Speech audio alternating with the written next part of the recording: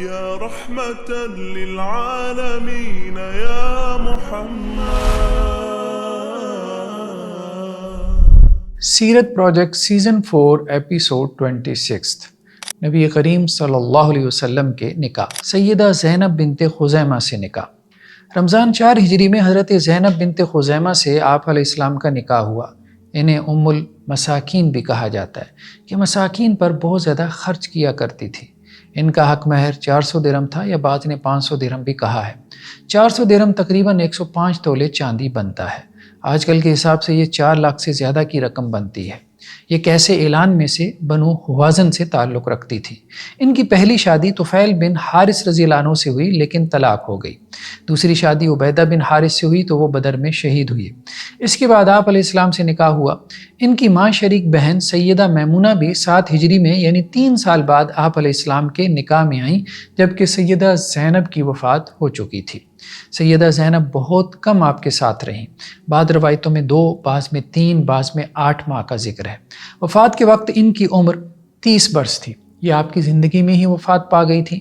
آپ نے ان کا جنازہ خود پڑھایا اور انہیں جنت البقیع میں دفن کیا گیا. سیدہ ام سلمہ سے نکاح.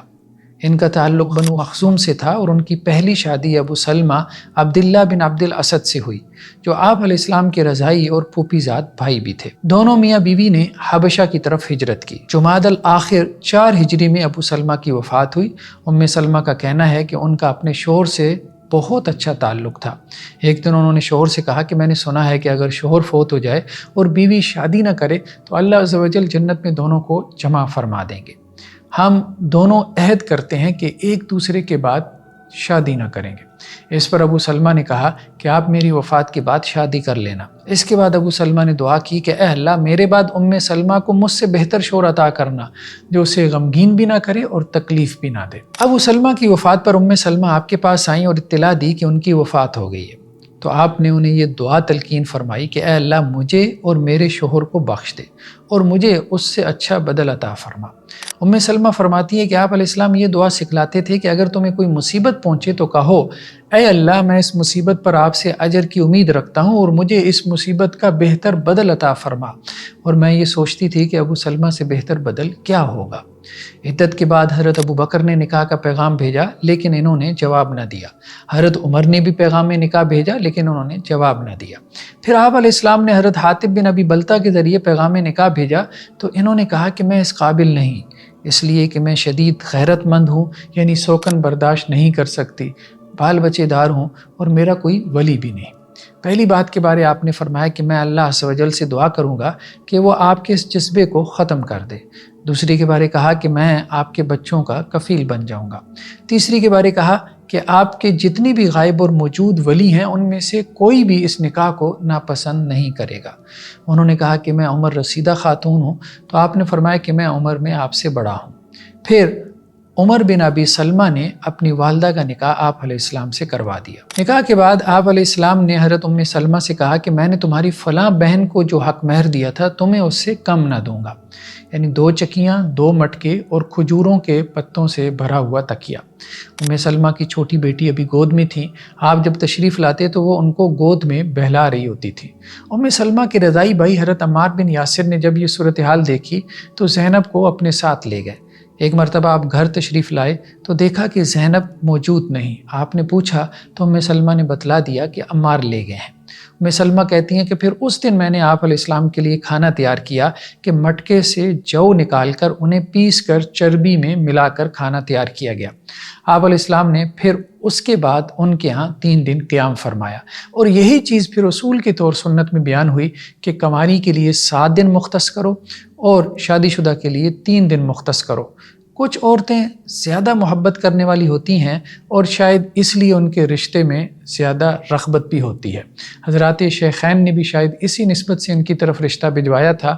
انہوں نے ازواج میں سب سے آخر میں وفات پائی. 61 ہجری میں ان کی وفات ہوئی. بقیع میں مدفون ہیں.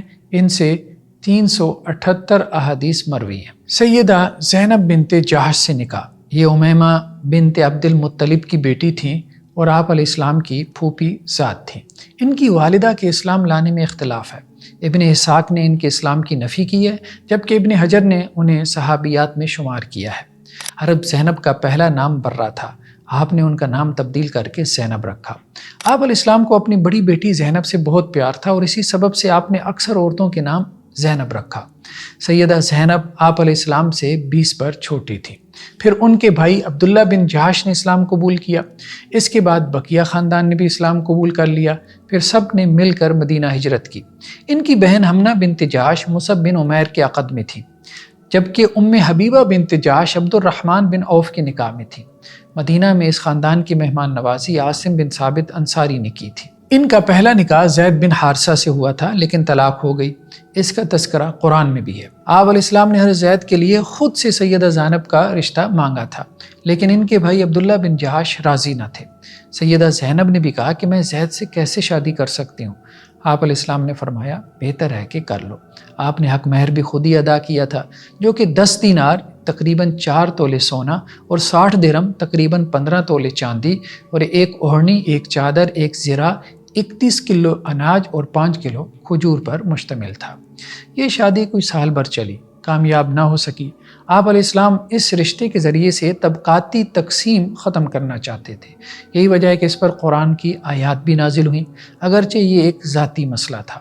نکاح نہیں چل سکا، لیکن ایک مرتبہ قسم ٹوٹ گئی کہ سید خاندان کی شادی غیر سید میں نہیں ہو سکتی۔ حضرت زید سے طلاق کے بعد اللہ عز و جل نے ان کا نکاح آپ علیہ السلام سے کر دیا۔ ارشاد باری تعالی ہے، اعوذ باللہ من الشیطان الرجیم، بسم اللہ الرحمن الرحیم، وما كان لمؤمنة ولا مؤمنة اذا قضى الله ورسوله امرا ان يكون لهم الخيرة من امرهم ومن يعص الله ورسوله فقد ضل ضلالا مبينا وإذ تقول للذي أنعم الله عليه وأنعمت عليه أمسك عليك زوجك واتق الله وتخفي في نفسك ما الله مبديه وتخشى الناس والله أحق أن تخشى فلما قضى زيد منها وطرا زوجناكها لكي لا يكون على المؤمنين حرج في أزواج أدعيائهم إذا قضوا منهن وطرا وَكَانَ أَمْرُ اللَّهِ مَفْعُولًا۔ بعض روایتوں میں ہے کہ آپ علیہ السلام نے عدت کے بعد حضرت زید کو حضرت زینب کی طرف پیغام نکاح دے کر بھیجا۔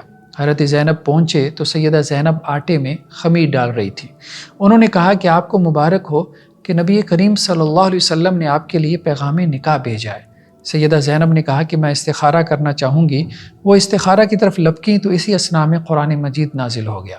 فلما قضى زيد منها وطرا زوجناكها لكي لا يكون على المؤمنين حرج في أزواج أدعيائهم إذا قضوا منهن وطرا وكان أمر الله مفعولا۔ سیدہ زینب نے اس پر بطور تشکر 2 ماہ کے روزے رکھنے کی نظر مان لی۔ بعض روایات کے مطابق رسول اللہ صلی اللہ علیہ وسلم کی کنیز سلمہ نے انہیں یہ بشارت دی تو انہوں نے اپنا سارا زیور اسے انعام میں دے دیا۔ عربوں میں یہ رواج تھا کہ جب کسی سے خوشخبری سنتے تھے تو اسے مالا مال کر دیتے تھے۔ بعض روایتوں کے مطابق سیدہ زینب نے آپ سے پوچھا کہ نکاح خطبے اور گواہ کے بغیر ہو گیا؟ آپ نے فرمایا کہ اللہ نکاح کرنے والا ہے اور جبریل علیہ السلام شاہد ہیں۔ واقدی کا کہنا یہ ہے کہ یہ نکاح 5 ہجری میں ہوا، بعض کے نزدیک 3 ہجری میں ہوا۔ ابن جریر، ابن حجر اور ابن کثیر نے پہلی بات کو درست کہا ہے۔ بعض اہل علم کے نزدیک یہ نکاح 4 ہجری میں ہوا تھا کہ حجاب کا حکم مشہور ترین قول کے مطابق 4 ہجری میں نازل ہوا تھا اور حجاب کا حکم حضرت زینب کے نکاح کے موقع پر ہی نازل ہوا تھا۔ آپ علیہ السلام نے اس پر پرتکلف ولیمہ کیا، یعنی 1 بکری کا ولیمہ۔ ایسا ولیمہ کسی اور زوجہ کا نہ تھا۔ حضرت انس سے روایت ہے کہ نکاح کے اگلے دن آپ علیہ السلام نے گوشت اور روٹی کھلائی۔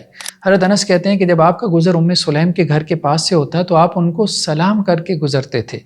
یہ آپ علیہ السلام کی معاشرت تھی کہ جس میں بہت کچھ سیکھنے کو ہے۔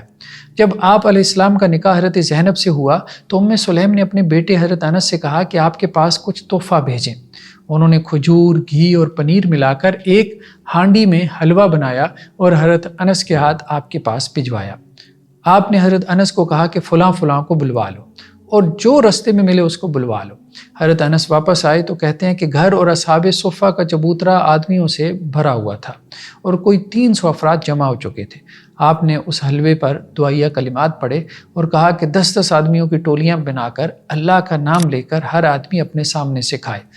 سب نے سحر ہو کر کھانا کھایا اور چلے گئے، البتہ چند لوگ بیٹھے رہے۔ حضرت انس کہتے ہیں کہ مجھے ان کے بیٹھنے پر افسوس ہو رہا تھا۔ آپ تشریف لائے تو لوگوں کو باتوں میں مشغول دیکھ کر دوسری ازواج کے حجروں میں تشریف لے گئے۔ آپ علیہ السلام دوبارہ تشریف لائے تو لوگوں کو احساس ہوا، لہٰذا چلے گئے۔ آپ اپنی زوجہ کے پاس گئے، اور پھر حجرے سے باہر نکلے تو آپ نے درج ذیل آیات کی تلاوت کی۔ ان آیات کے بعد ازواج کو پردہ کروا دیا گیا۔ بعض روایتوں میں یہ بھی ہے کہ حضرت عمر نے کہا تھا کہ یا رسول اللہ، آپ کے پاس ہر طرح کے لوگ آتے ہیں، کاش آپ امہات المومنین کو پردے کا حکم دیں۔ اس پر آیات حجاب نازل ہوئی۔ یا ایھا الذین آمنوا لا تدخلوا بیوت النبی الا ان یؤذن لکم الی طعام غیر ناظرین اناء ولکن اذا دعیتم فادخلوا فاذا طعمتم فانتشروا ولا مستأنسین لحدیث ان ذلکم کان یؤذی النبی فیستحیی منکم واللہ لا یستحیی من الحق واذا سألتموہن متاعا فاسألوہن من وراء حجاب ذلکم اطہر لقلوبکم وقلوبہن وما كان لكم ان تؤذوا رسول الله ولا ان تنكحوا ازواجه من بعده ابدا ان ذلكم كان عند الله عظیما۔ جب حجاب کی آیات نازل ہوئیں تو ازواج کے رشتہ داروں نے دریافت کیا کہ کیا ہم بھی پردے کی اور سے گفتگو کیا کریں گے، تو اس پر یہ آیات نازل ہوئیں۔ لا جناح علیہن فی آبائہن ولا ابنائہن ولا اخوانہن ولا ابناء اخوانہن ولا ابناء اخواتہن ولا نسائہن ولا ما ملکت ایمانہن واتقین اللہ ان اللہ کان علی کل شیء شہیدا۔ عربوں میں یہ رواج تھا کہ متبنہ کو حقیقی بیٹا سمجھتے تھے، یعنی اڈاپٹڈ چائلڈ کو۔ منافقین نے نکاح کے بعد پروپیگنڈا شروع کر دیا کہ محمد صلی اللہ علیہ وسلم نے اپنی بہو سے نکاح کر لیا۔ طبقات ابن سعد کی ایک روایت ہے کہ آپ علیہ السلام نے حضرت زینب کو دیکھا تو وہ آپ کو اچھی لگی، لہذا حضرت زید نے طلاق دے دی تاکہ آپ شادی کر لیں۔ مستشرقین یعنی اورینٹلسٹ نے اس کو ہرزہ سرائی کی بنیاد بنا لیا۔ شیخ ابن العربی نے اس کا جواب یہ دیا ہے کہ سیدہ زینب آپ علیہ السلام کی پھوپھی ذات تھیں اور ان کے نکاح تک حجاب کا حکم بھی نازل نہ ہوا تھا، لہٰذا آپ علیہ السلام نے ان کو پہلے سے ہی دیکھا ہوا تھا۔ باقی قرآن میں جو ہے کہ آپ علیہ السلام جو اپنے دل میں چھپاتے تھے تو وہ نکاح کا ارادہ تھا۔ جب سیدہ زینب اور زید کے اختلافات بڑھ گئے اور حضرت زید نے طلاق کا مصمم ارادہ کر لیا اور آپ کو خبر دے دی تو اس وقت آپ نے سیدہ زینب سے نکاح کا ارادہ کر لیا تھا تاکہ ان کی دل جوئی ہو کہ آپ کے اصرار پر ہی انہوں نے حضرت زید سے نکاح کیا تھا۔ سیدہ زینب دوسری ازواج پر فخر کیا کرتی تھیں کہ مجھے 3 اعتبار سے ان پر فضیلت ہے کہ میں آپ علیہ السلام کی سب سے قریبی رشتہ دار ہوں، میرا نکاح آسمانوں پر ہوا، سفیر حضرت جبریل تھے۔ سیدہ عائشہ رضی اللہ عنہ فرماتی ہیں کہ میں نے سیدہ زینب سے بڑھ کر متقی، صلہ رحمی کرنے والی اور فیاض خاتون نہ دیکھی۔ اگرچہ ان کے مزاج میں کچھ تیزی تھی لیکن جلد ہی ان کو ندامت بھی ہو جایا کرتی تھی۔ یہ سیدہ عائشہ رضی اللہ عنہ کا ان کے بارے تبصرہ ہے۔ وہ بہت ہی اللہ والی خاتون تھی، گھر کے کونے میں ایک چھوٹی سی مسجد بنا رکھی تھی اور اکثر اوقات عبادت میں مصروف رہتی تھی، بہت زیادہ فیاض تھیں۔ آپ علیہ السلام نے کہا کہ میری ازواج میں سے سب سے پہلے مجھ سے وہ ملے گی کہ جس کے ہاتھ لمبے ہوں گے۔ اس کے بعد ازواج اپنے ہاتھوں کو ماپا کرتی تھیں، لیکن آپ کی وفات کے بعد جب سب سے پہلے سیدہ زینب کی وفات ہوئی تو معلوم ہوا کہ اس سے مراد کثرت سے صدقہ اور خیرات کرنا تھا۔ وہ کھالے رنگا کرتی تھی اور اس کی جو اجرت ملتی تھی اسے صدقہ کر دیا کرتی تھی۔ حضرت عمر نے انہیں سالانہ خرچہ بھیجا جو وہ آپ علیہ السلام کی وفات کے بعد ازواج مطہرات کو بھیجا کرتے تھے۔ انہوں نے سارا خرچہ اپنے رشتہ داروں اور یتیم بچوں میں تقسیم کر دیا۔ حضرت عمر کو معلوم ہوا تو مزید 1000 درہم بھیج دیے۔ انہوں نے وہ بھی صدقہ کر دی اور دعا کی کہ اگلے سال مجھے عمر کا وظیفہ لینا نہ پڑے، کیونکہ وہ انسانوں کی احتیاج کو پسند نہیں کرتی تھی۔ 20 ہجری میں 53 برس کی عمر میں ان کی وفات ہوئی۔ انہوں نے اپنا کفن بھی خود تیار کر رکھا تھا۔